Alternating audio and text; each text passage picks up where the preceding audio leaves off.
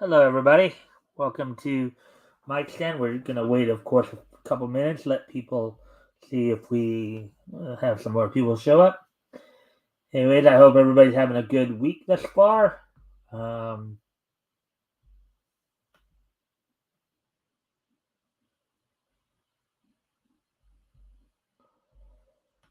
anyways,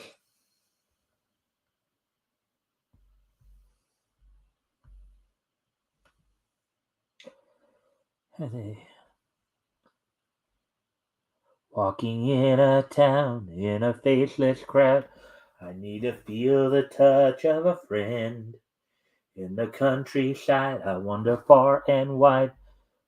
The isolation gets me again. I don't know where to go. When I feel like crying, oh my. It's time to open myself. Do something new. I want to stop and grow up a bit. And suddenly, my intuition and my wisdom grow. And then I know that most of all, passionately. Strangers wherever we go. Thank you for waking me up. Anyways, let's see now.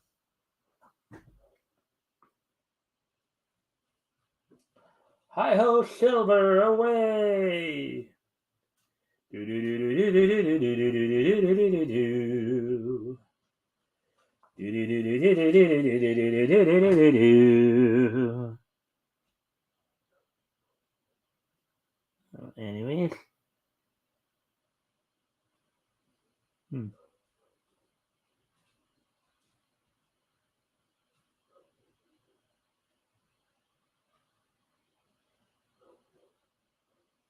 All right, I'm gonna go off camera here for a quick moment, try to see if I can some adjustments here. I'll be right back, but while I'm gone, I'll put some music on. Oops, man, I didn't want to do that.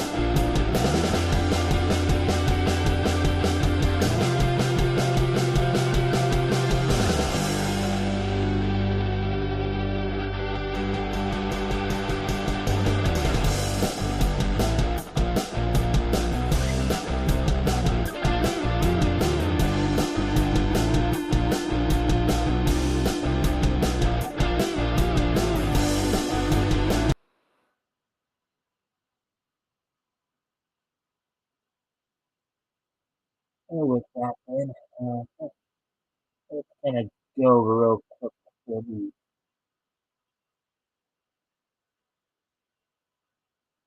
Let's see. So now we're at the 4.5 minute mark. So, as I said, we're going to be probably starting off quicker now, having going like before.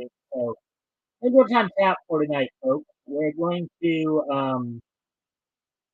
go ahead and let's see, we've got three stories we're going to cover, all combining in the comics. Um, yeah, there's some more news coming out about Velma, that animated series. There's a rumor that essentially debunked. We're going to talk a little bit about that. Neil Gaiman claims that people who criticize him or who are against the casting of the Sandman show, he's claiming they're a bunch of ifs and folks and what have you. We'll get into that. And also, Also, Mike, I guess from the looks of it, Mike Barron looks like he may be suing Daily Toss for some of his, so for what he basically tried to do for torturous interference. So with that, let's go ahead and now that we're, excuse me a moment, I gotta go tend to the dog.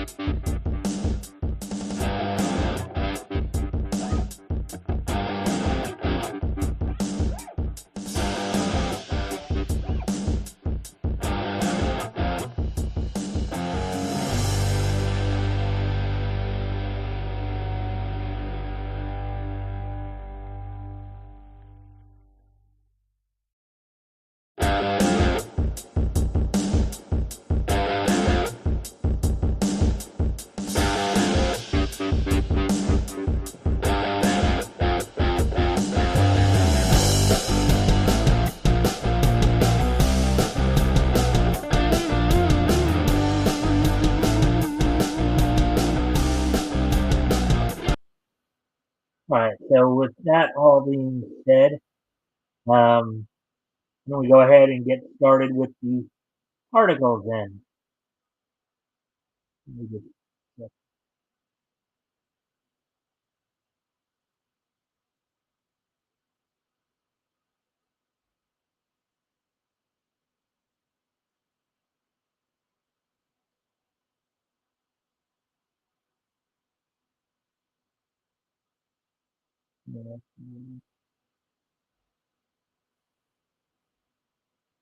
All right. So with that, let's go ahead and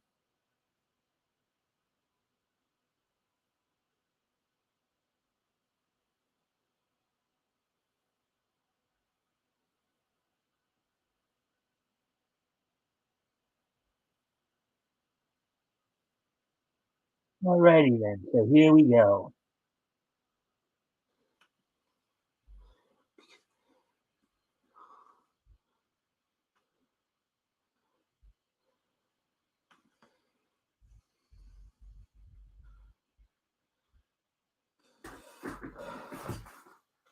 Mindy Kaling claims Velma is an icon for young gay women in promotion of HBO Max's Velma series. Article by J.B. Augustine, published yesterday.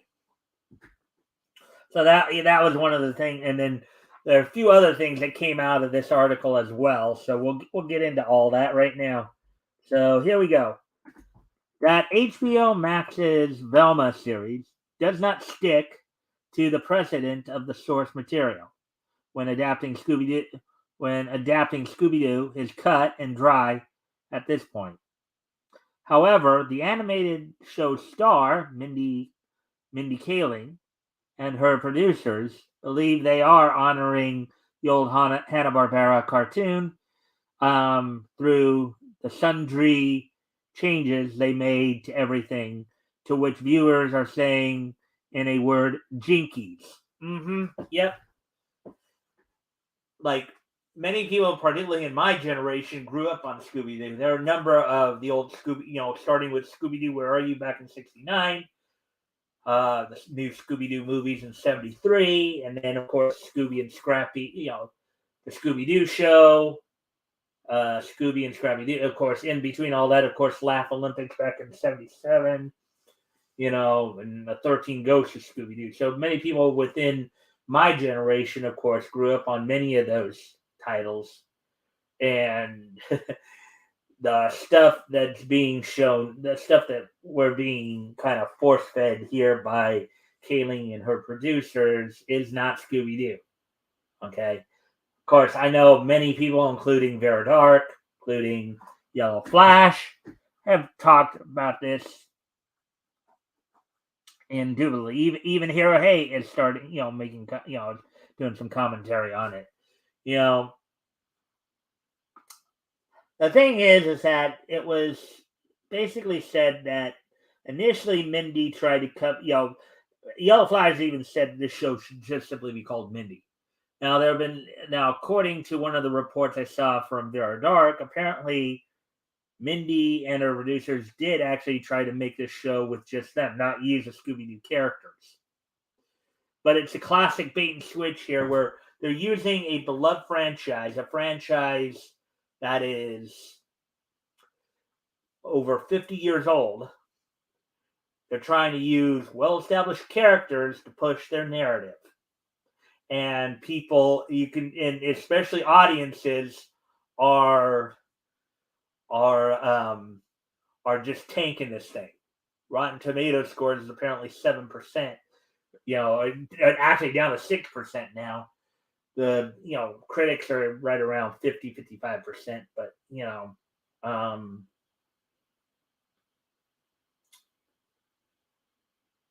yeah, so all the race and gender swapping, all the race swapping and and all that, it's not going over well. This is a bait and switch, try to force feed acceptance of their agenda down everybody's throat.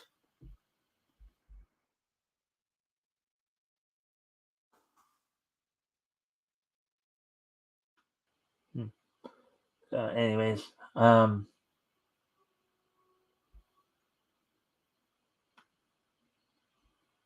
so at a press session at New York Comic Con via Popverse, Kaling first explained the show is supposed to be scary and is aimed at adults.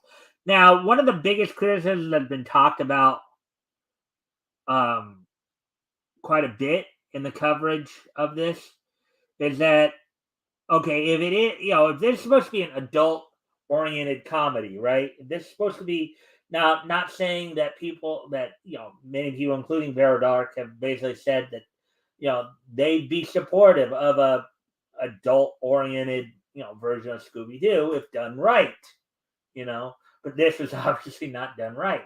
But the big criticism that's been coming out, Vera Dark, Comic Crow, even Yellow Flash, if this is supposed to be an adult oriented adult comedy, why are they in high school? Now, some people can argue, well, yeah, they're in high school, but they're older high school. They're senior high school students, like 15, 16, 17, which I can get. Kids in that age range might be dealing with some of the more mature. You have in the past had 15, 16, 17-year-olds going out in the workforce, helping their families out. I think it still occurs a little bit in, some of the more rural parts of the country here,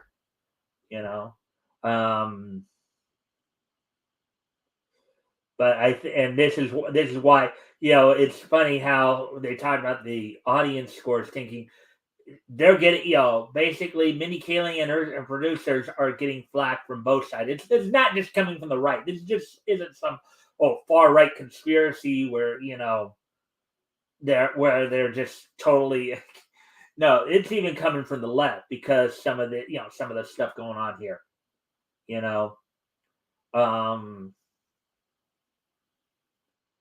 But anyways, let's get back. Quote, this is a scary show with murders, unquote, she said. Quote, I think we've been inspired with a lot of more scary teen shows of late which is why the show is for adults, unquote. Well, okay, I know that even Comic Crow um, commented, if this is supposed, well, I don't know if it's Comic Crow, maybe it may have actually been Vera Dark, one of the two, but if this is supposed to be an adult oriented comedy, why not put them in college at least? You know, they're wanting to depict them more as like young adults doing what they do. Why not depict them in college? It would actually be more appropriate in college, especially if anybody remembers, Beverly Hills 90210, the college years, and they did a lot of this stuff then. You know, maybe not to the same extreme they're trying to do now, but you know, again, and I'll say this multiple times here. This show is basically a bait and switch. They're using a well-established franchise to help push their narrative, help make it more acceptable. So, um, she also indicated the show was inspired by Spider-Man Into the Spider-Verse, especially when came to modernizing and race swapping. She stated, quote, "Why not make the character Indian? We've been so inspired by Into the Spider Verse and seeing these other characters that can embody the spirit of these iconic franchises." Yeah, but okay. Here's the thing, though. First off, Miles Morales was not Indian; he was Puerto Rican. So, but if she's talking more generally there, and I know that was also pointed out in one of the other commentaries there. Um, but if she's talking about more generally, then yeah, maybe you can see the point there. But my big contention with the whole thing has to do more with just how they drew Velma. Okay, my first impression when I first saw some of these stills, um, and you guys have heard me say this on my show numerous times and on the weekend edition numerous times.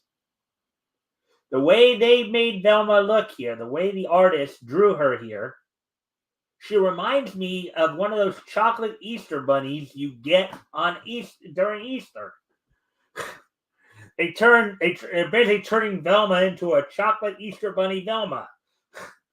And the other problem is that how that color scheme plays against her, like, I guess now that in fact here it looks like they one of the other things I noticed too here. I mean, you go down, you look at her.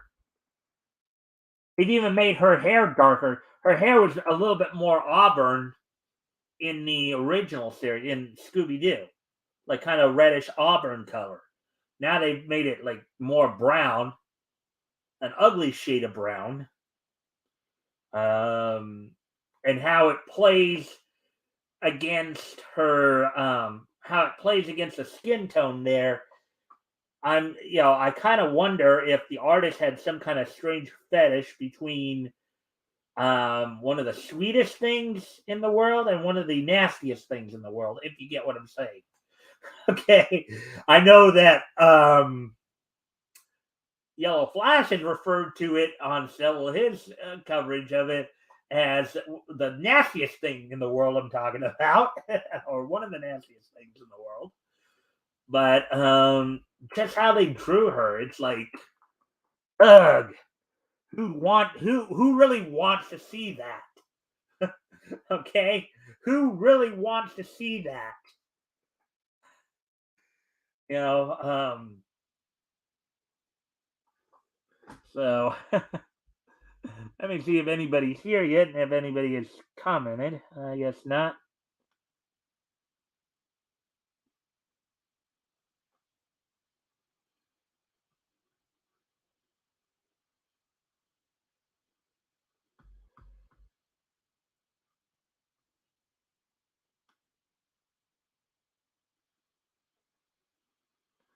I had to go fix something there. How that happened, I don't know, but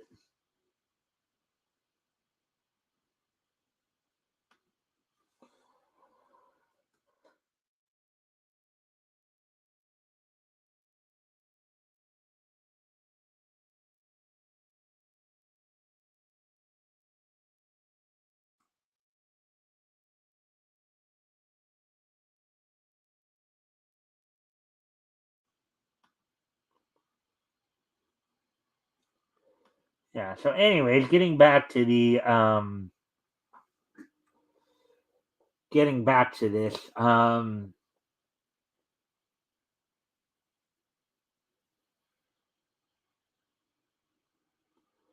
Why don't we do that? Why don't we try that? We love Scooby Doo so much, and we're going to honor it. This is not okay. Taking beloved source material and then just totally dumping on it because, again, I haven't actually watched the show. I won't watch it. I'm not going to be one of those who hate watches it.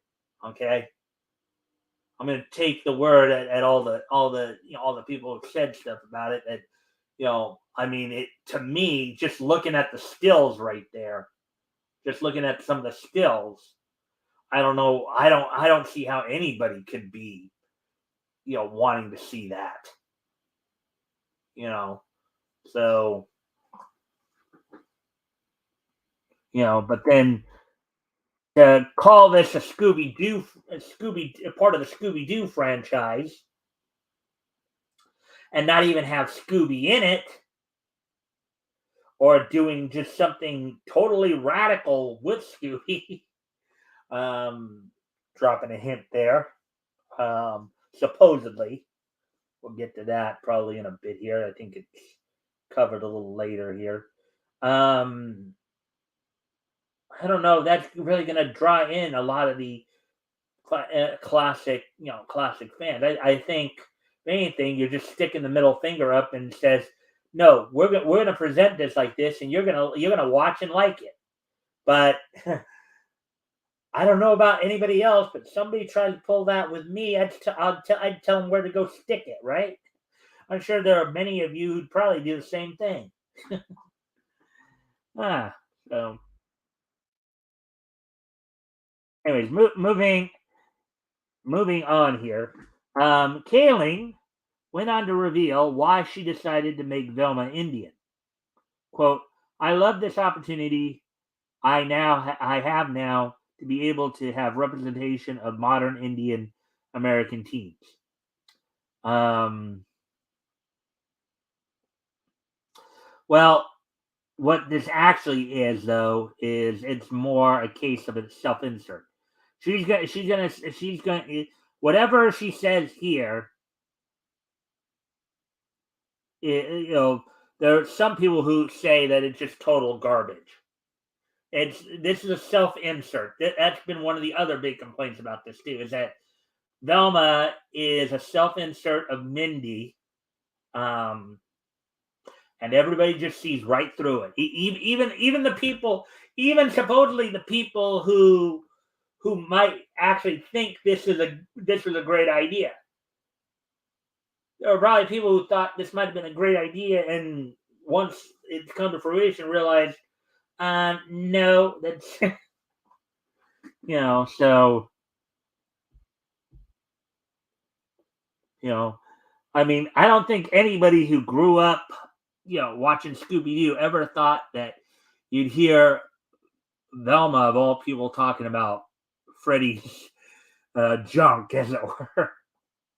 But first episode is exactly what they did. Ah,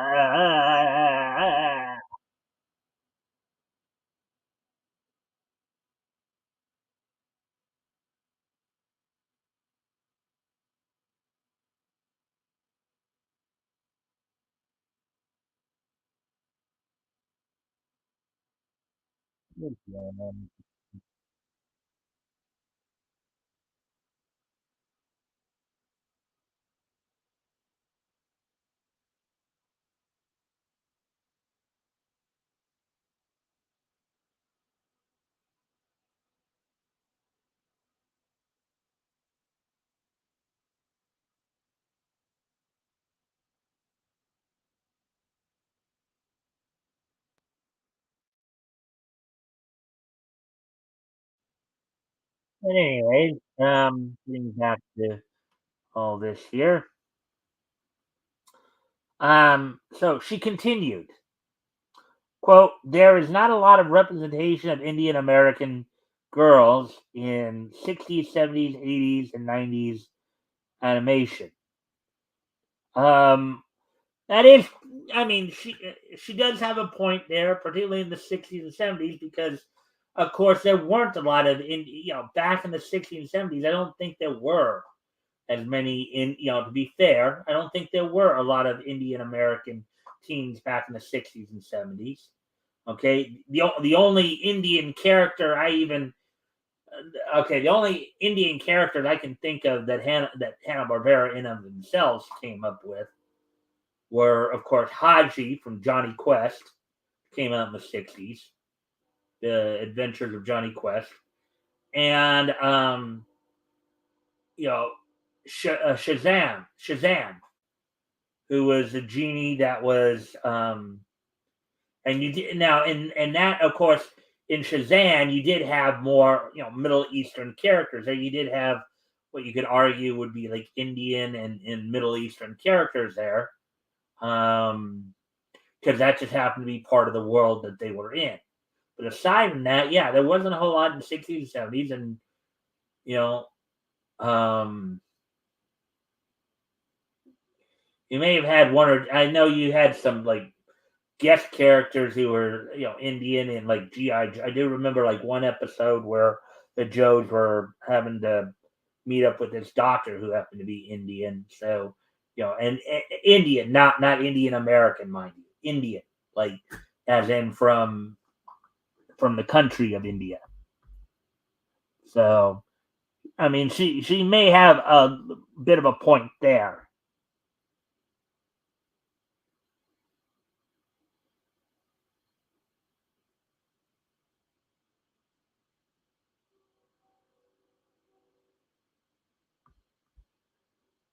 Hey, just give me a sec here. Why is this thing doing that?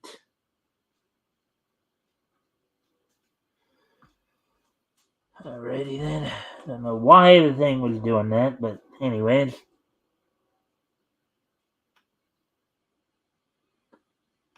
I was lagging behind.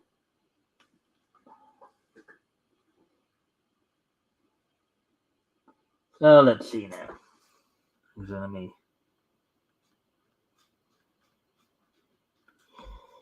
Alright, so let's see.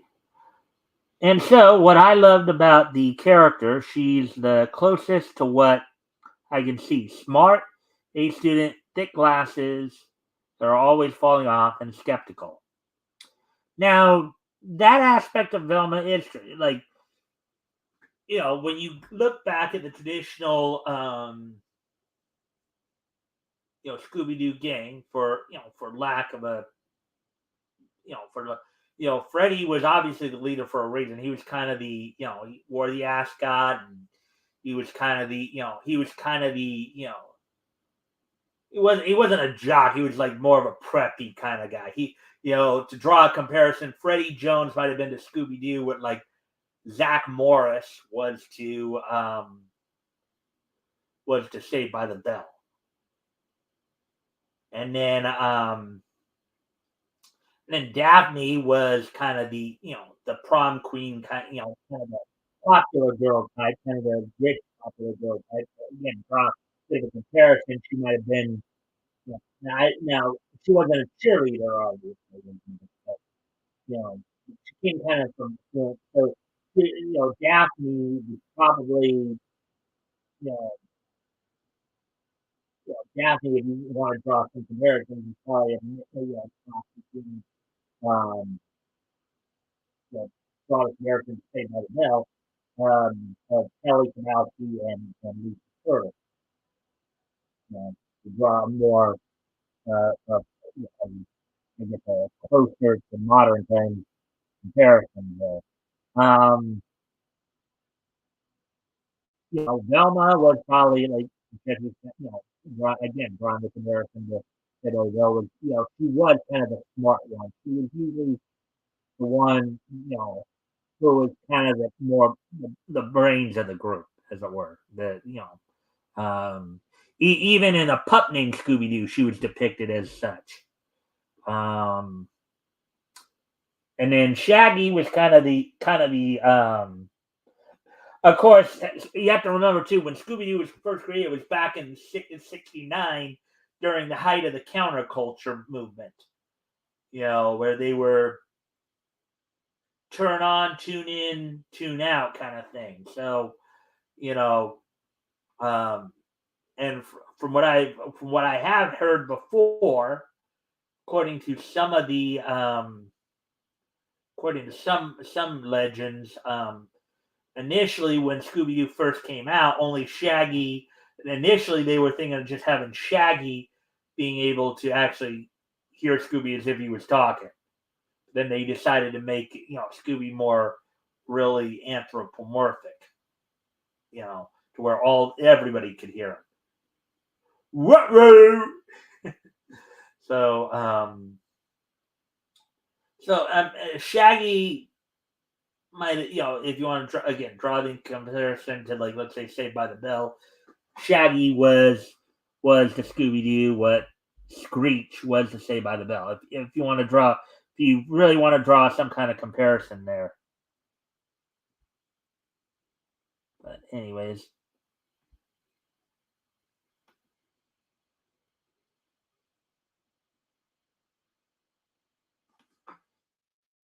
so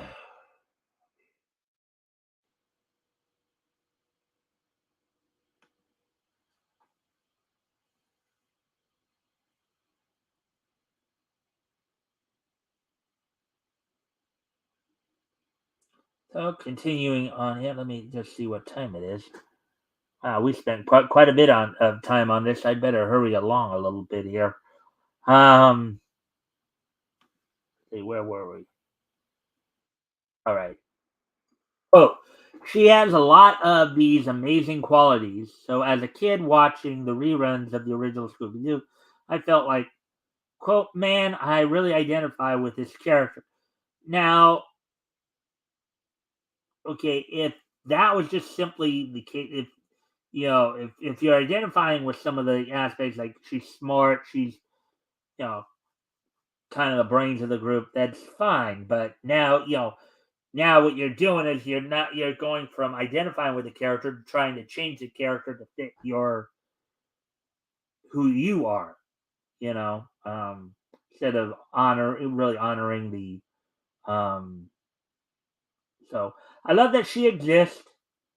She's not like traditionally gorgeous or anything. She just helps the gang because she's so smart, unquote. Kaling explained. Well, yeah, you have to also remember too. You have to also remember that Scooby Doo, probably until, of course, recently, it's always been considered a kids cartoon. It's a franchise that was always directed at kids up until recently. So even now, granted, even going back to the original Scooby Doo, where are you? There was always somewhat of a hint of like Fred and Daphne being kind of a couple. In fact, they even kind of played that up when the Scooby Doo gang made their guest shot on Johnny Bravo years later. But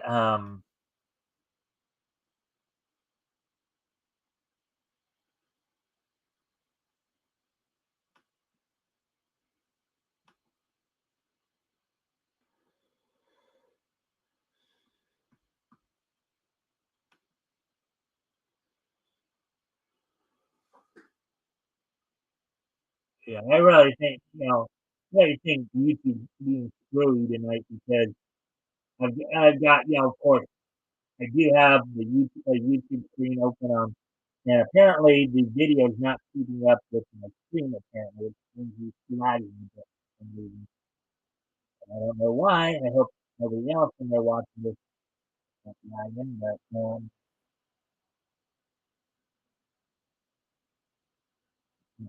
anyway, all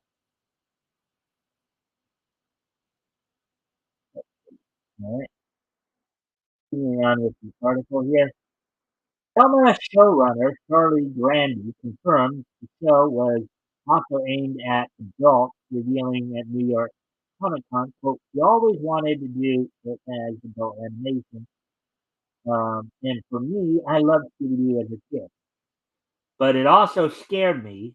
I was scared very easily, but I was interested in kind of taking the comedy and the humor of the original and sort of adapting it for older audience, which is a fine goal. I don't think anybody has had would have had an issue if they basically made an adult version of Scooby Doo with all the key aspects of what these people with Scooby Doo in place, and they didn't like sit there and try to race swap or any of that garbage or try to push a particular narrative.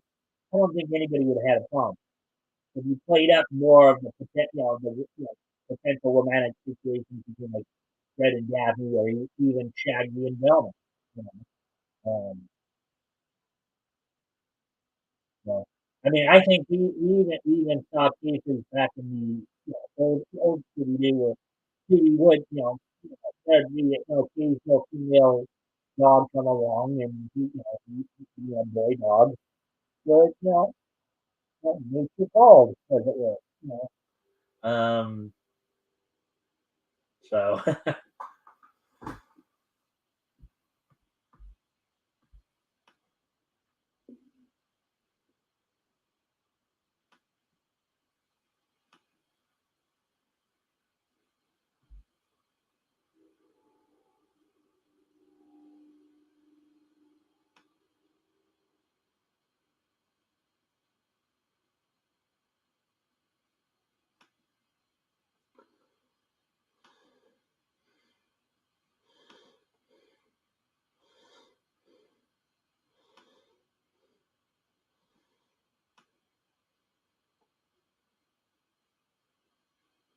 yeah, that changed to that.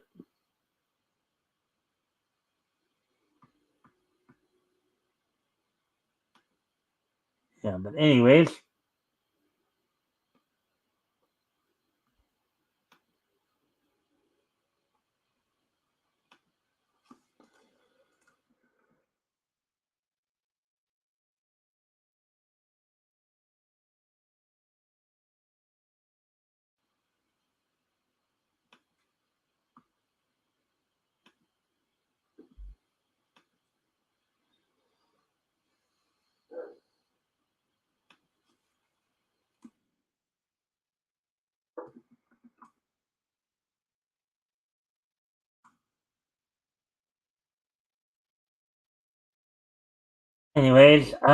I gotta go tend to my dog again, so I'll be right back. Um, put some music on while I'm gone.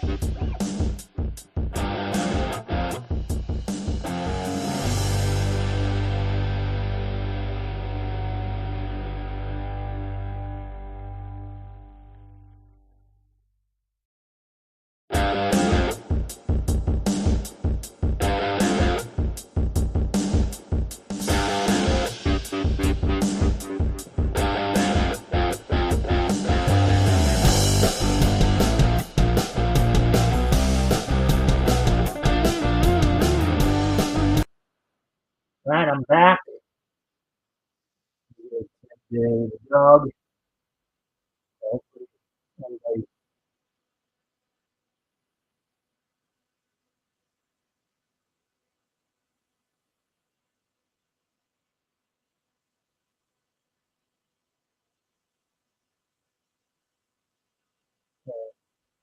Well, anyways,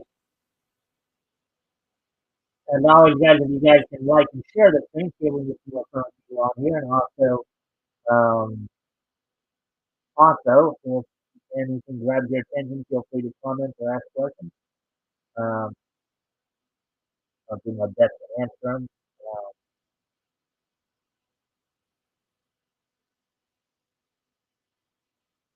so with that, continue on here. Let's see. Keeling further testified on the choice to make it an animated adult show. Quote, we love what people have done for their own versions of it. We felt it was really interesting, a fun way to make a different choice. And it felt worth doing because that hadn't been done before.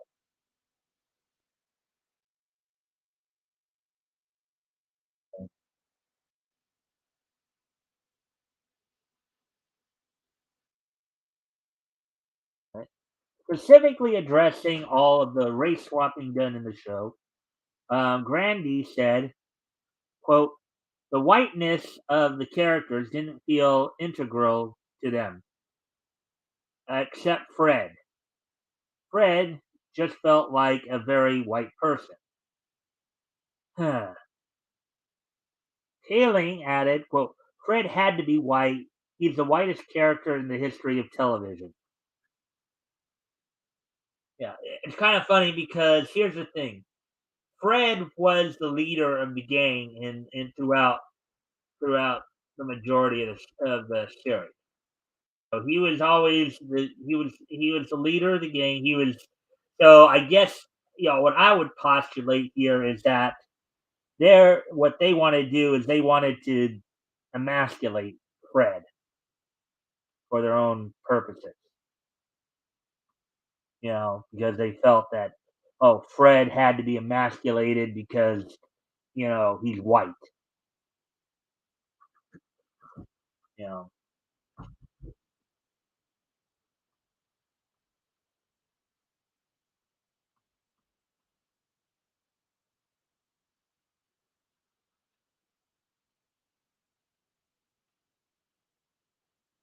so that's why he had to.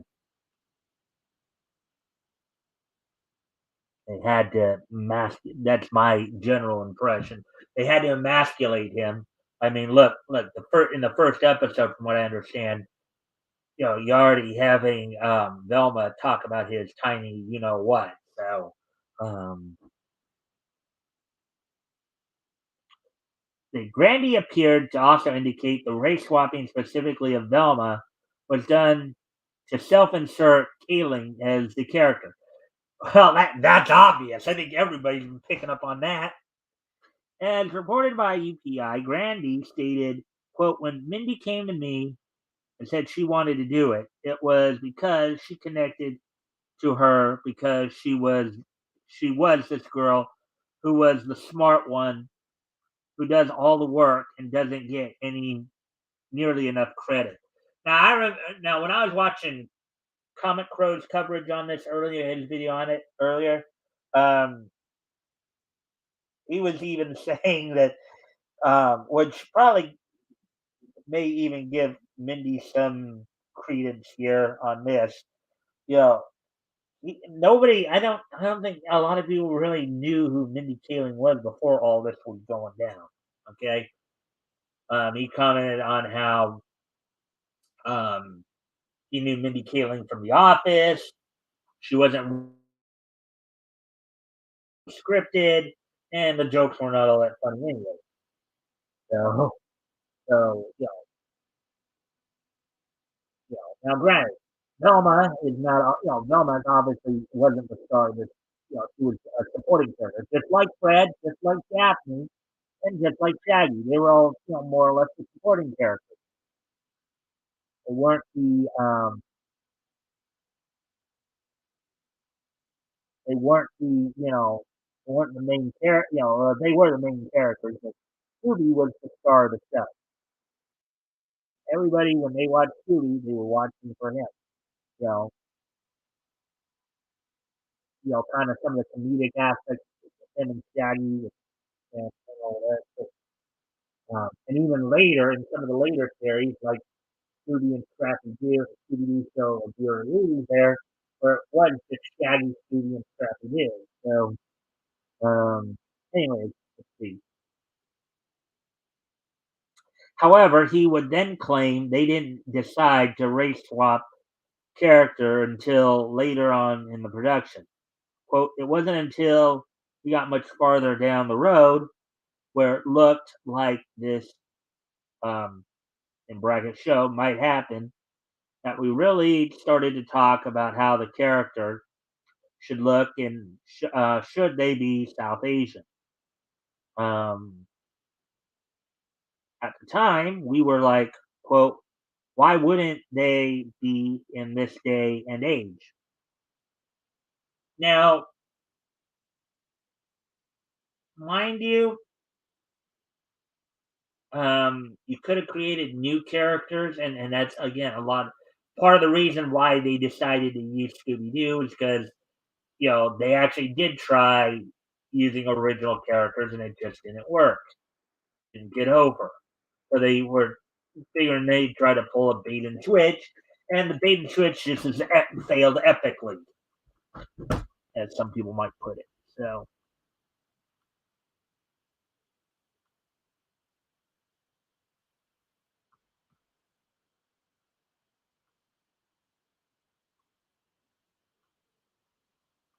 anyways, should probably.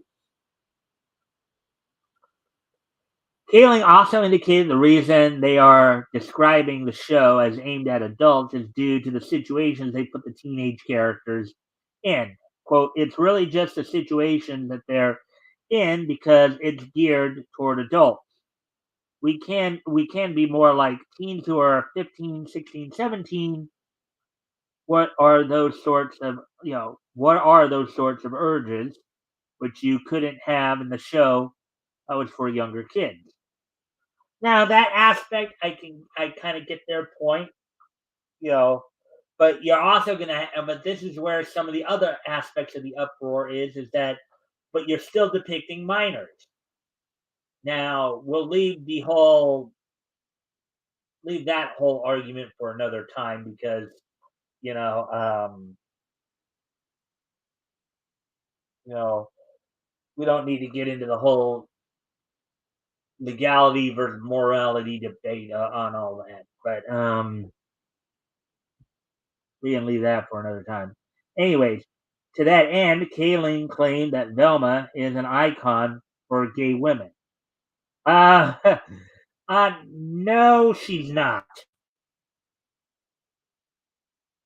You want her to be an icon for gay women, but she's not. She was never depicted in that way up until maybe a movie back around Christmas time and your show, Miss Kaylee. I'm right. Scooby Doo again was a franchise geared towards kids. So you never really had, you never really pushed any of the more adult situations into those things. But no, Velma is contrary to what a lot of people would like.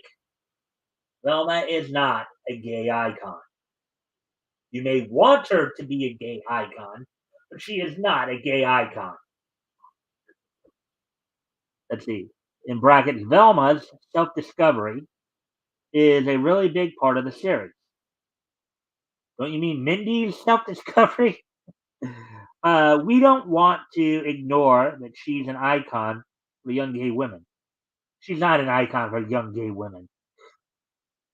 And I think that's really interesting. Again, and that whole idea of them wanting her to be an icon for young gay women, this is what I've been talking about when they do series like this. When they do series like this, and they do series like when they did the He-Man too, or He-Man and She-Ra, right? The He-Man and She-Ra series that came out, in the past few years here. They're trying to pull a bait and switch to enforce a narrative. Okay, characters who were never depicted in such a manner, they want to force feed you now that they are that way, and that is not going to be accepted. You know, as many have suggested, if they really want to do something like that, they should have just done it with original characters. But then, as we have heard, they actually did try it with original characters, and it flopped. And this show is flopping even worse, probably than the original did, because now they're totally taking a dump on a whole generation's childhood.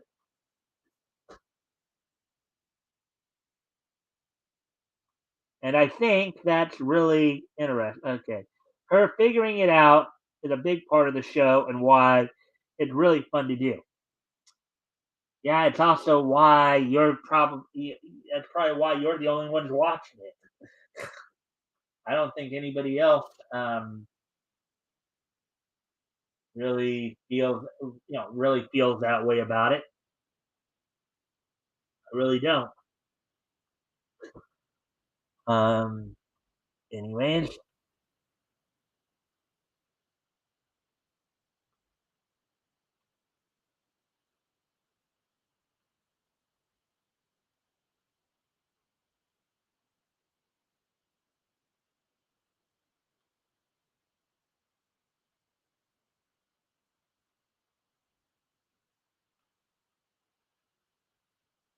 okay, so let's see. Moving on here.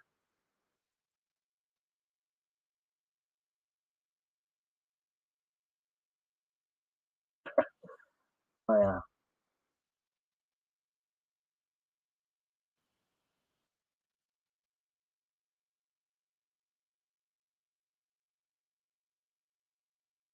Finling went on to indicate she's received significant support from Warner Brothers to push this on Velma. I don't know how much long if that is the case. I don't know how much longer that's going to happen. Well, I think if you guys remember, Sunday, um, even James had said that may not necessarily be true, at least from the stockholder perspective. Quote: "Not everyone would necessarily feel comfortable doing this, and we feel so lucky that Warner Brothers Animation was open to this." Unquote. Finally, Grandy revealed one of the goals of the show is to provide origins to a number of iconic phrases and even the names of the characters. He said, "Quote: The fun of the show has really been taking the iconic pieces, either the sayings or the sweater, and trying to give origins to all of those, imbue them with meaning." Um, Nobody really cared. Growing up, nobody really cared. You know, I know Comic Crow talked about this.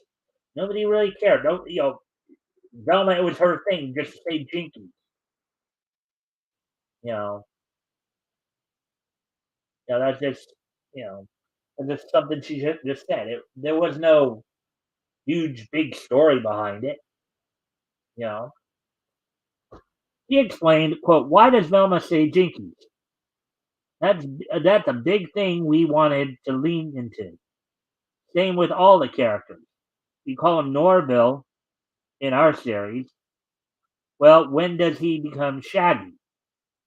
That's one of the real appealing things for of doing this project."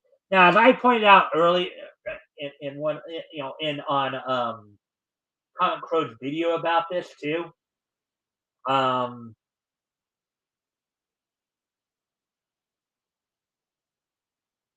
let me see. And I revealed, um,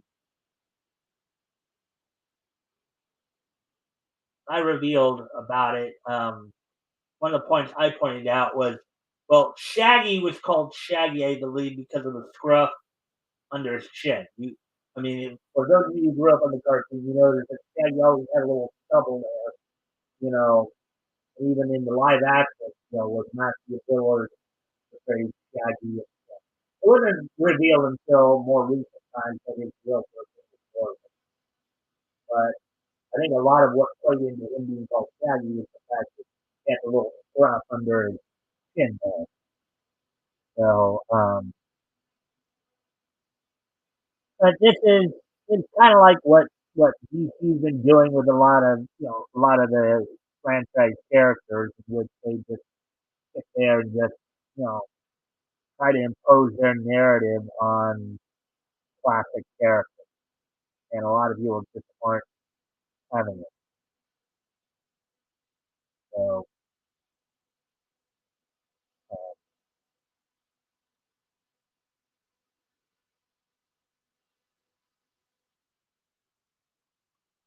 yeah. So, anyways, let's see. While Kaylee and Brandy believed they could take Velma in their own direction, the problem is they aren't connecting with a wide audience, as everyone appears to be checking out after the first, which is true. I mean, audience scores are in single digits here. You know, um, there's only one show that seems to be doing worse than it, and that's that was something I saw from. Well, hey, and that's High Guardian Spice. So yeah. So, anyways, the poor writing and unfunny humor encompasses a major complaint.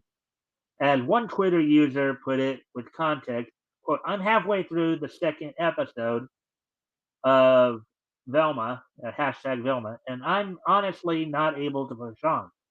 This writing is so exhaustively meta, egregious, and offensive to its target audience that I'm unsure how it was even greenlit in the first place. Uh huh. And I know a lot of people have said the same thing. Even the most passionate critics of content like Velma are giving up on it because they can't power through a single episode. One foremost among those at the roast on YouTube is creator Heel vs. Babyface, who, after a few minutes of the season premiere, was able to write the whole endeavor off as more woke Hollywood garbage. Yeah, something tells me that most people would be able to make that would be most people's impression. Um, like a few minutes into the first episode.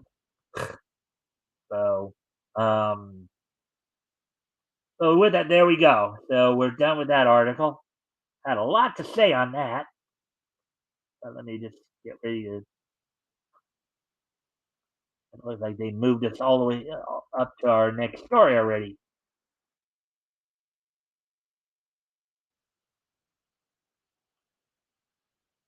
So this is our next story coming up here.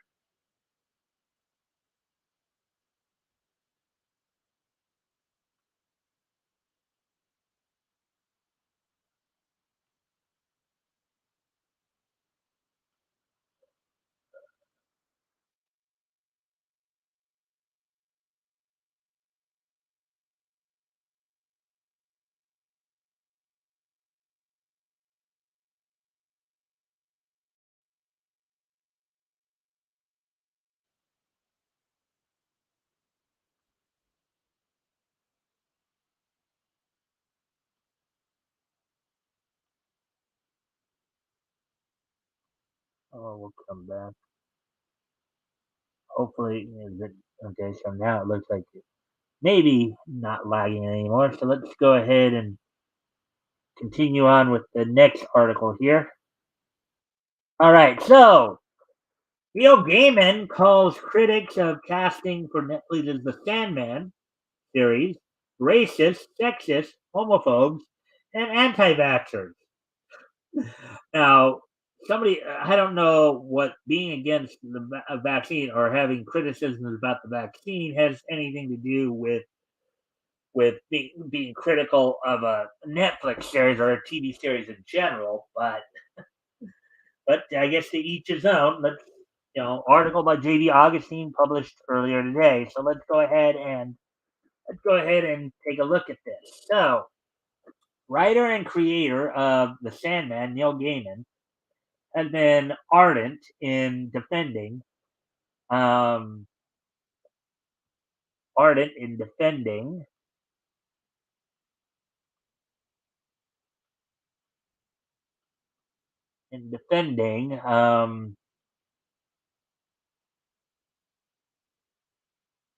the casting choices for Netflix series, adapting his work that has met with harsh criticism for breaking the source material. Now, in this particular case, though, it's not as bad as with Velma because at least this is the original creator of the character who's doing this. Okay. Now, granted, he's still kind of he's still just totally flushing whatever good faith he had with his fan base down the toilet by doing this. But hey, at least it's his character. He's not messing with somebody else's character. There is his own character that he's messing with. So, anyways, quite vocal on Twitter, the author doubled down on a previous comment that the comic was always woke in a recent interview. And that was like a couple months back that he basically made that statement. Chatting with Inverse, Gaiman says, real fans understand why women, including one of color, were cast as Lucifer and Death. Death's casting wasn't controversial with Sandman fans, unquote. He said, quote, because Sandman fans know that the endless are supposed to look like what people looking at them think they look like, unquote. To an extent that this is true. I mean, if you think about it, most people when we think of death, we do think of darkness. So, maybe you could make the slight leap. Okay, darkness, dark skin. Okay, understandable. You know, um, in episode 4, Dream assumes the form of an African man when he stumbles across a former lover named Nada, suffering in hell. Gaiman expanded on this in 2021 to explain, maybe justify, why Kirby Howe Baptiste plays Death. Quote, the ability to give us the great personality was important, unquote, he tweeted. The skin, in brackets color, of the actress auditioning for the role was not. You know, but again, was Death initially portrayed as black though, and I think that's what people kind of get upset at.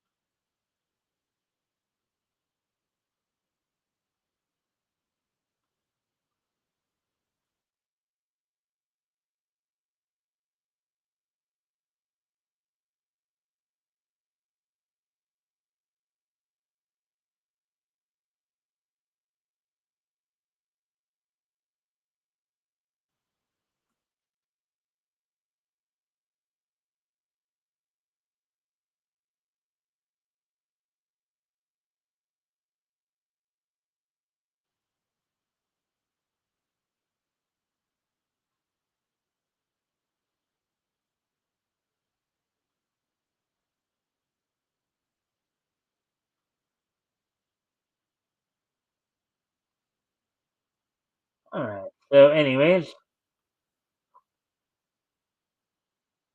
let's it. And for Lucifer, the reason had to do with androgyny of angels, which are often depicted as sexless beings. Lord of Hell being no different, Gwendolyn Christie was cast. According to Gaiman, real readers would, quote, know that Lucifer looked kind of like an androgynous David Bowie and doesn't have any genitalia because they're an angel, unquote. Um, Fans on the other side of the argument have disputed this logic. One presented images of Bowie juxtaposed with Lucifer in the comics, tweeting, quote, "It is very obvious what Lucifer was supposed to be. You can like a change without acting like it wasn't changed."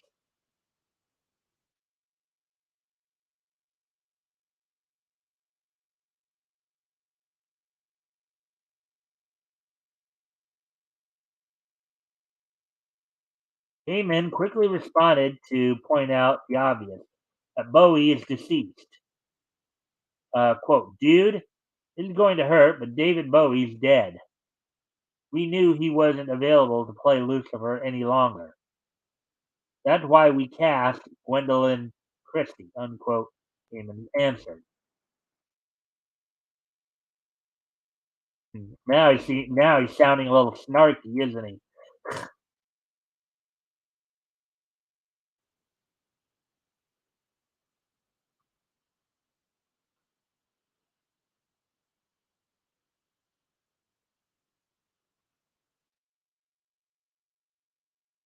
He's sounding a little snarky there.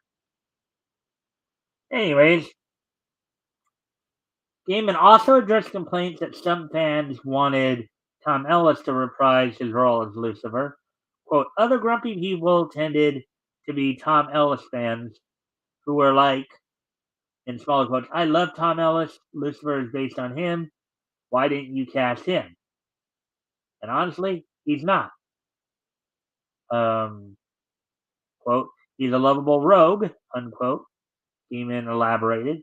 Quote, "He wouldn't work in Sandman because we have to get someone that makes people scared," unquote.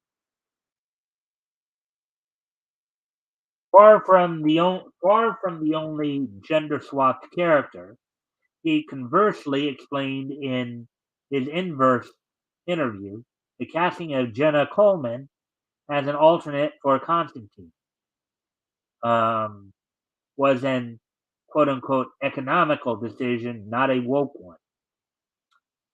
Running down the history of the established character Johanna Constantine lightly, he said, quote, "Sandman fans know that she was a character introduced in Sandman number 13 in 1989, and she goes off and has several more adventures in the Sandman storyline.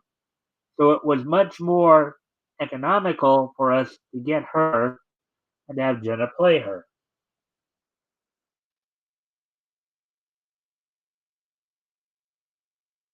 Johanna is also lesbian queer in the show, as many characters are, which is another item Gaiman is tired of hearing complaints about. Quote, "Occasionally, you get people shouting at us for all of these gay characters who weren't in the comics. And then we go, quote, 'Have you read the comics?' And they'd go, 'No.' And we'd go, in smaller quotes, 'They were gay in the comics.'" Kind of hard to refute it if you haven't actually read the comic. Now, right, I don't know if she was or wasn't because I haven't read the comics, so I'm not going to even comment on that. But he said, um, he added, quote, "And they'd go, um, in smaller quotes, 'You're just woke and nobody is going to watch your horrible show.' And then we went number one in the world for 4 weeks. And they went, 'It's all bots. we hate you, you're woke. Um, Again, this the only reason I think this woke series works because this is the actual creator making it woke. Okay, unlike the Velma series. Okay, dude is. I mean, yes, he's still kind of sticking the middle finger up at his fans, I believe, but it is his characters. He does have kind of a right to do with them what he wants, even if it may not be as successful or as well received as you'd like.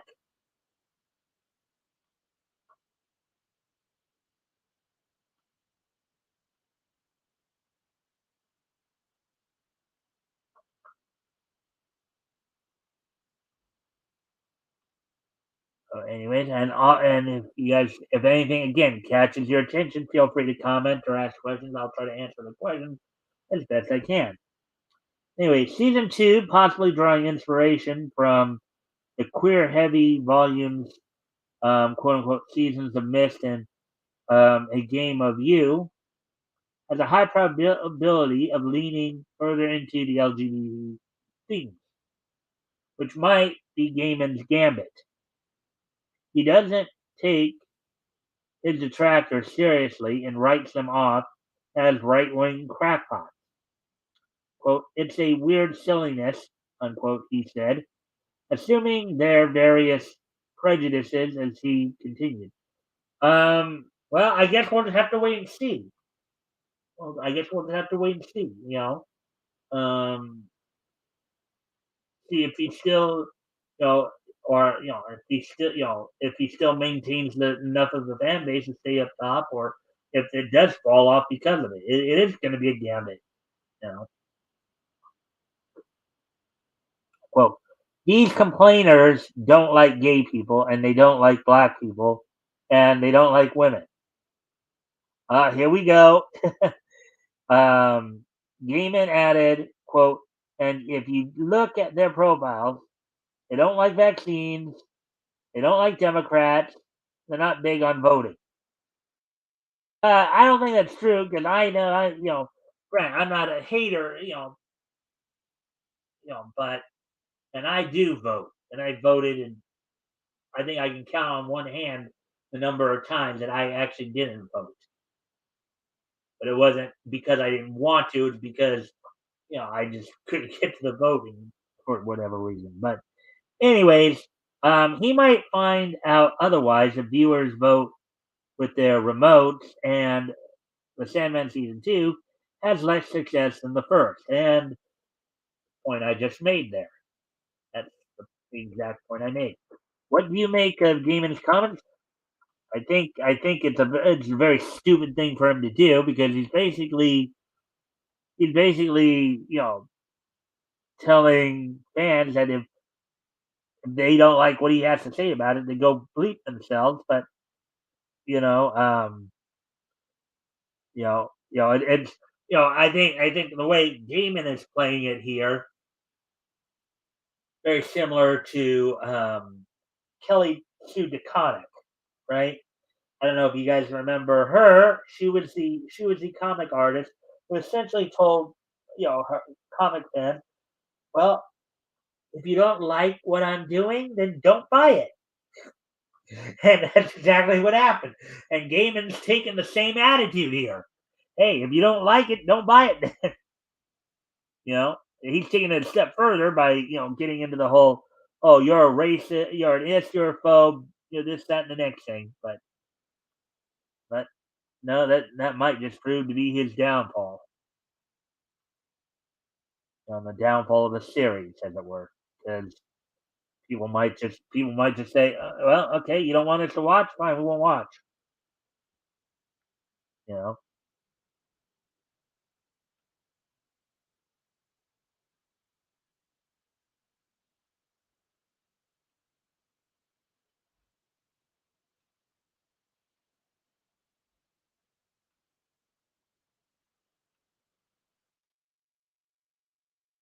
uh, Anyways, we have one more article we're going to go through here as soon as I can get to it.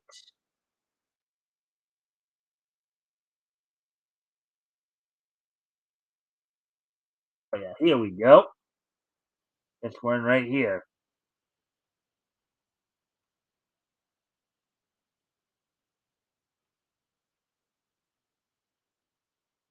Alrighty then. So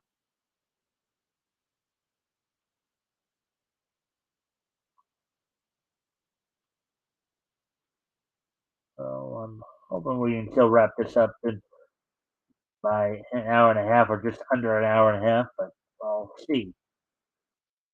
Okay, so this is probably something we've all been waiting on, and of course, I'll probably try to ask RJ this Sunday on Weekend Edition as well. So, longtime Punisher writer Mike Barron to raise legal war chest to sue Daily Ka, quote, for publishing malicious lies, unquote, about graphic novels, um, in smaller quotes, Thin Blue Line and Private American. Article by John F. Trent, published earlier today. All right, so former Punisher writer and the creator of Nexus, Mike Barron, launched a GoFundMe to raise a legal war chest to sue um, Daily Cost. This is, I guess, a scene from Private American, I believe. Yeah. Um, Barron's campaign manager for his recent crowdfunded graphic novel, Thin Blue Line, graphic novels, Thin Blue Line and Private American, Chris Braley, launched a GoFundMe campaign detailing, quote, he's, quote, raising money to pay for writer Mike Barron's legal fees to fund a lawsuit against the Daily Cost website. Their writer and other parties for publishing and other parties for publishing malicious lies about his two most recent graphic novels, Thin Blue Line and Private American. Rayleigh adds, quote, their false allegations of, in smaller quotes, racism and, in smaller quotes, bigotry were part of an organized effort by an indie comic publisher to cancel our Kickstarter and crowdfunder fundraising campaigns, where we had been accepting pre-orders from Mike's readers for his latest graphic novel, Private American. He then reiterates the GoFundMe is to, quote, cover the cost of, in brackets, Barron's attorney's retainer fee.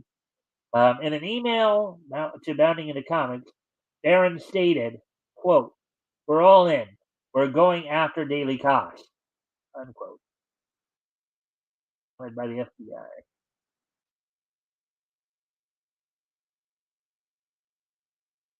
GoFundMe comes after Daily Cost published an article by Star Mignon titled, quote, Punisher writer Mike Barron releases another racist AF comic book. I think you all know what the AF stands for. I'm not going to, unquote.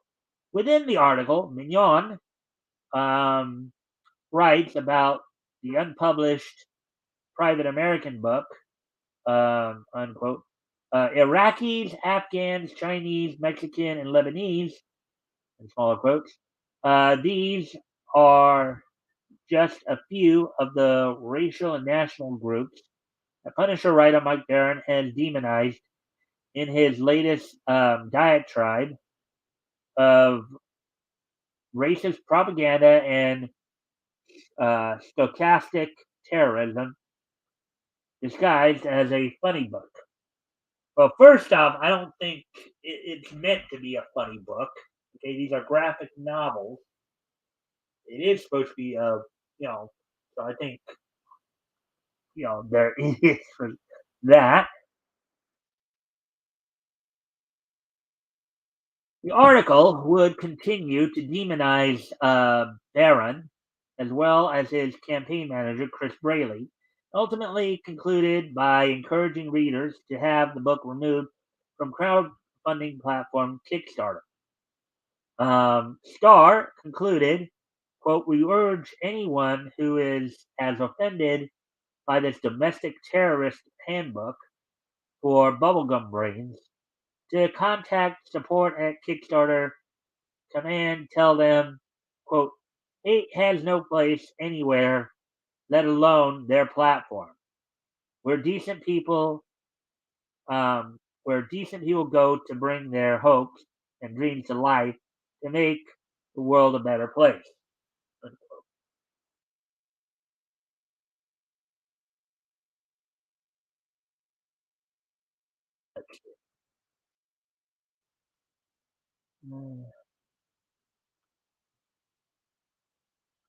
And thank you for the like and the share. That's appreciated.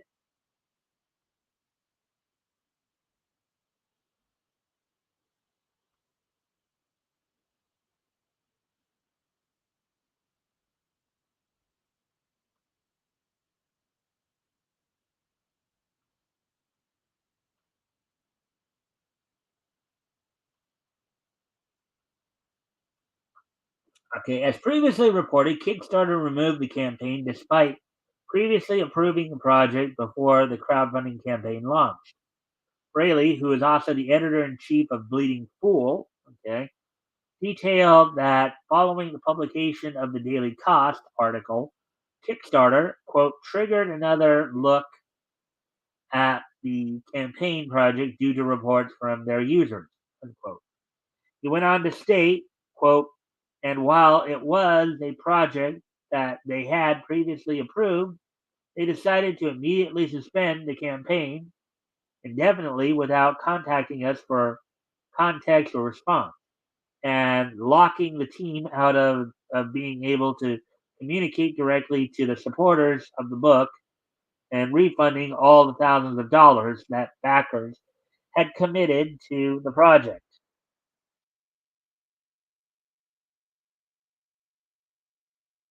He went on to share Kickstarter's message to him and his team. So this is the Kickstarter message. I'll read through this real quick. So,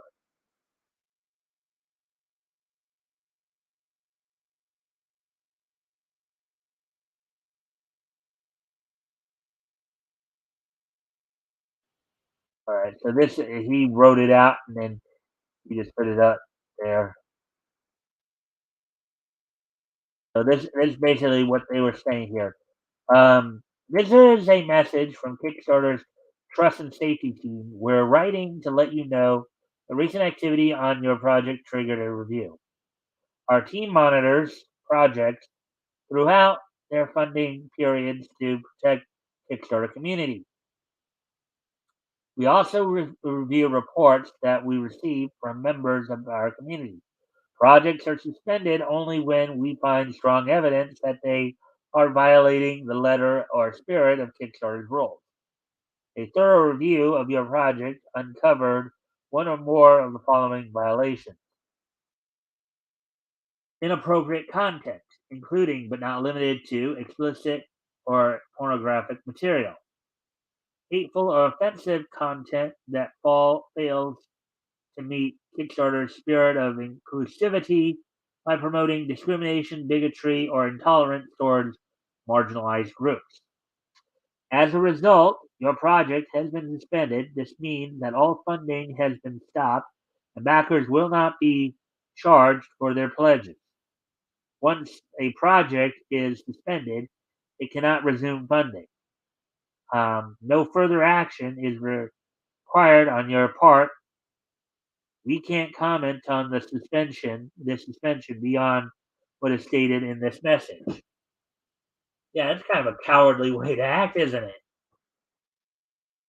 Which is, of course, what led to talks recently about some of the independent comic creators coming up with their own um, company to own platform to kind of counter this kind of garbage.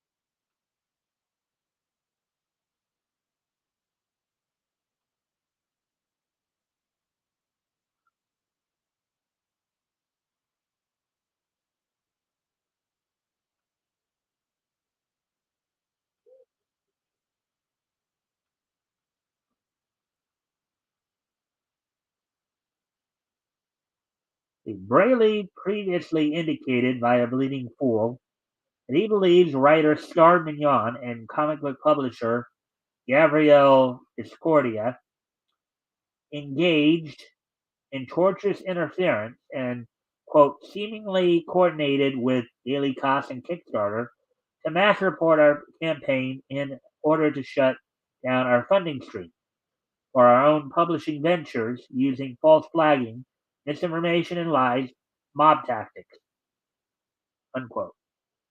Braley's reporting linked Gabrielle Discordia to Star Mignon as partners behind Discordia Shop, the retail arm of Discordia Merchandising. The two are also currently crowdfunding their own graphic novel, SCP-5000, through Kickstarter. So, of course, there may be that in play too there, that they're basically trying to kill off the competition, as it were. The Kickstarter campaign for SCP-5000 states, quote, Discordia Publishing is a division of Discordia Merchandising, an independent venture with a 15-year history, owned and operated by Gabrielle Discordia and Star Mignon. Some of our past Kickstarter projects, and go through all that. We don't need to. Anyway, Braley further asserted, quote, this adversarial pair of business partners not only run a comic publishing company like we do, but they are labeled as a trusted producer, quote unquote, by Kickstarter. Through their relationship with Kickstarter, these dishonest activists coordinated in tandem through Daily Kos to mass report our campaign for TOS violations for the sole purpose to shut down our funding stream for our own comic publishing ventures. Through the nefarious means of false flagging, misinformation, and outright lies, and encouraging a mob of the easily offended to report our campaign, unquote. And if you guys remember, RJ actually did have Chris Braley on a few weeks ago when all this was initially going down. So,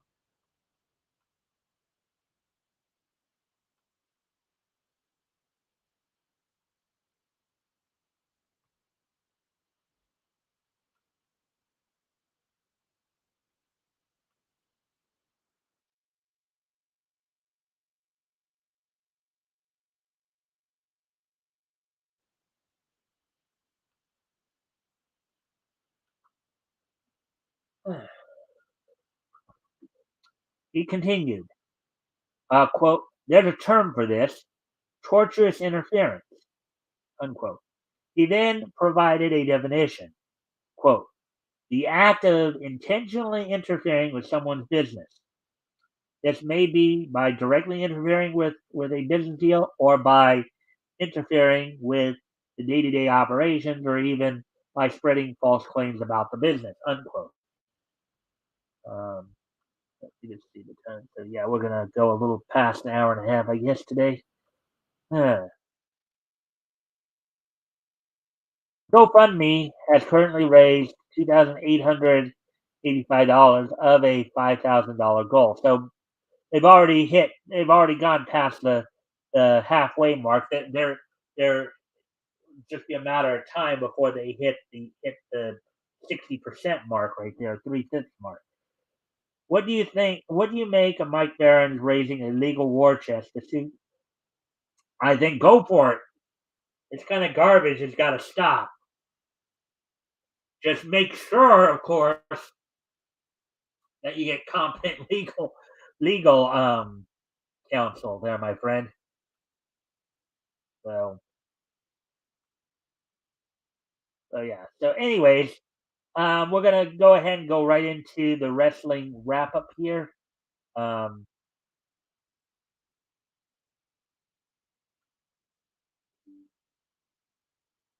as I said, we were just trying to just do just about an hour and a half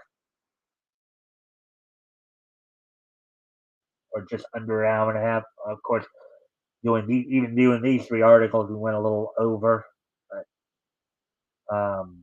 with that, uh, anyway, so with that, let me.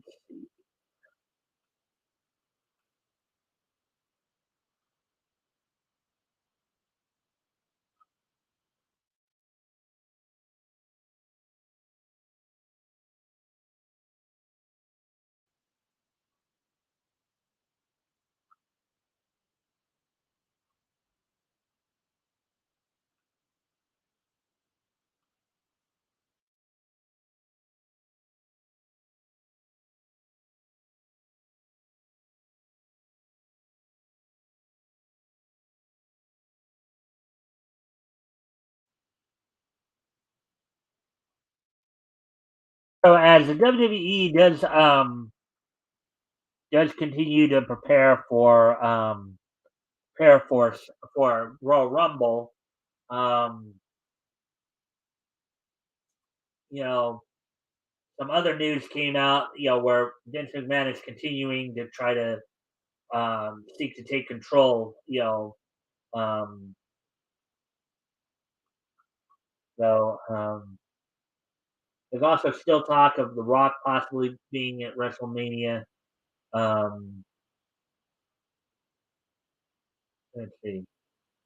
Now on next week's Raw, of course, next week's Raw is going to be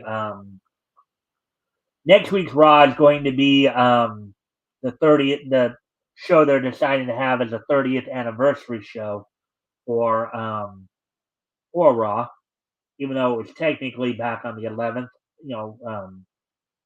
last Wednesday. But it makes sense for them to have a show because that'll be the go home show. The following weekend, the following Sunday the following Saturday, I guess, for the Royal Rumble. Um, so Bobby Lashley did win the number one contendership to the United States title, which will likely lead to a match with Austin Theory for the title. Also in AEW news, of course, tomorrow night. Actually, maybe I shouldn't have closed that out as yet. That tab out, but so on tomorrow night's Dynamite, of course, we do know that one of the things I think I did see was that Bryan Danielson would be continuing his quest to stay undefeated until until February 8th to set up the so he could get the so he could get the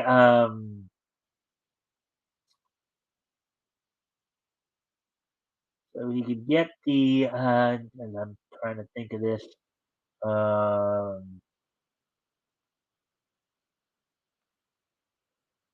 to get the title shot at MJF. And okay, so on tomorrow night's Raw, of course, you're gonna have two title matches. The Orange Cassidy defends the All Atlantic title against Jay Lethal.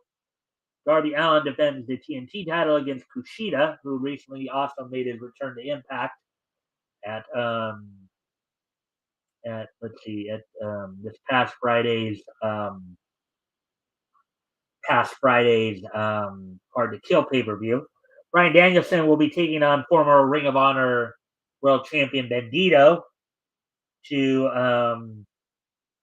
you know try to continue his undefeated streak, leading into making sure he becomes number one contender to be able to challenge for MJF.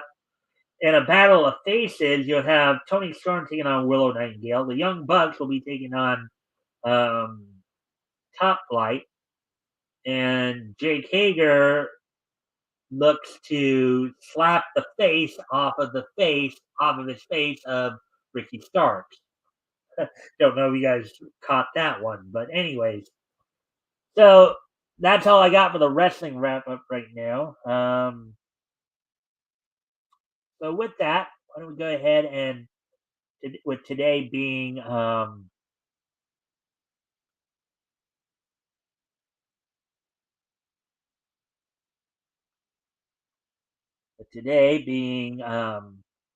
Tuesday, January 17th, 2023. Let's go ahead and take a look back at this day in each history. History! So, anyways, let's go ahead and review some of this stuff. 2018, 73, 2008, and 1993. Okay. All right. So, without no further ado, let's go ahead and take a look back at this day in each history.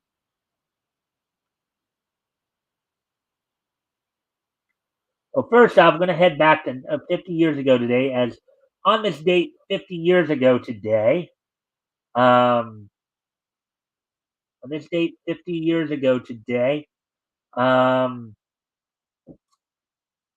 couple of title changes happened, as in Miami, Florida.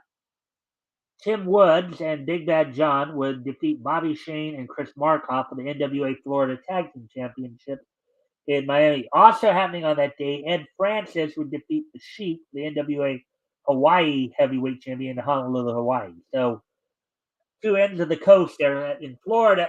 As in Florida, Tim Woods and Big Bad John would defeat Bobby Shane, Chris Markoff for the Florida NWA Florida Tag Team Championship. While in Hawaii, Ed Francis would defeat the Sheik for the NWA Hawaii Heavyweight Championship. So there we go with that one. Getting ready to move on to the next piece of news history.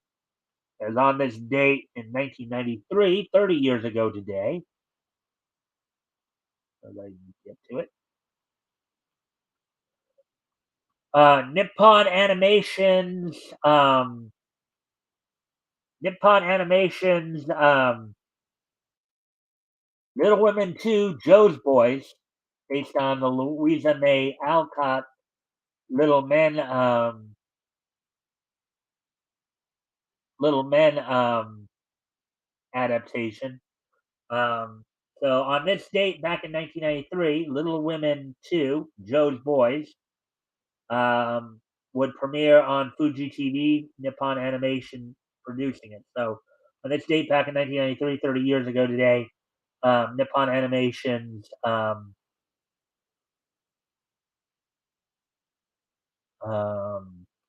Nippon Animations, um, Joe's Boys, or Little Women 2, Joe's Boys, um, would make would premiere on this date back in 1993.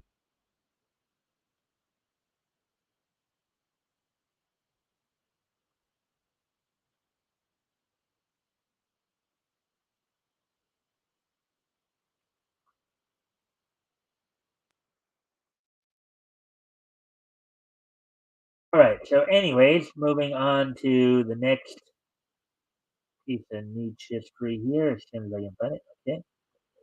Okay. Going back 15 years ago today, passing of a legendary actor and voice actor that you might all remember. You might remember him a little bit. Um, as on this date back in 2008, American actor and impressionist Alan Melvin passed away at the age of 84. Now, Melvin is there's a few roles he was known for in the animated world. He was the voice of Magilla Gorilla. He also did a number of voices for Filmation's um, The Secret Lives of Waldo Kitty. You also might remember some of his live action work as Sergeant Hacker and Gomer Pyle SMC, Sam the Butcher from the Brady Bunch, and Barney Hefner from All in the Family and Archie Bunker's Place. So on this date, 15 years ago today, Alan Melvin, um, passed away at the age of 84, known, of course, as the voice of Magilla Gorilla, as well as Barney Hefner from All in the Family and Archie Bunker's Place, and Sam the Butcher on the Brady Bunch. So there we go with that. Let's see. And last but not least, from 5 years ago today,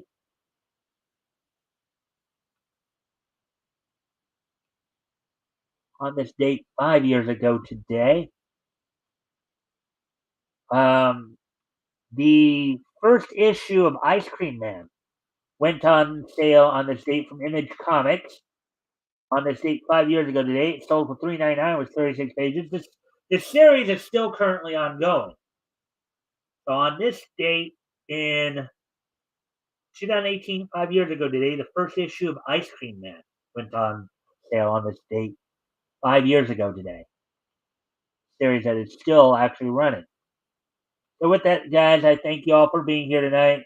YouTube's being a little stingy tonight, real stingy. Currently not letting my things stay updated. Seems to be lagging, but anyways, I thank everybody for being here. Don't forget, of course, this Friday I'll have Tim Olson on with me as we continue our look at comics that went on sale in August of 1939. Looking back to the early days of Harvey Comics, even before they were Harvey as Brookwood.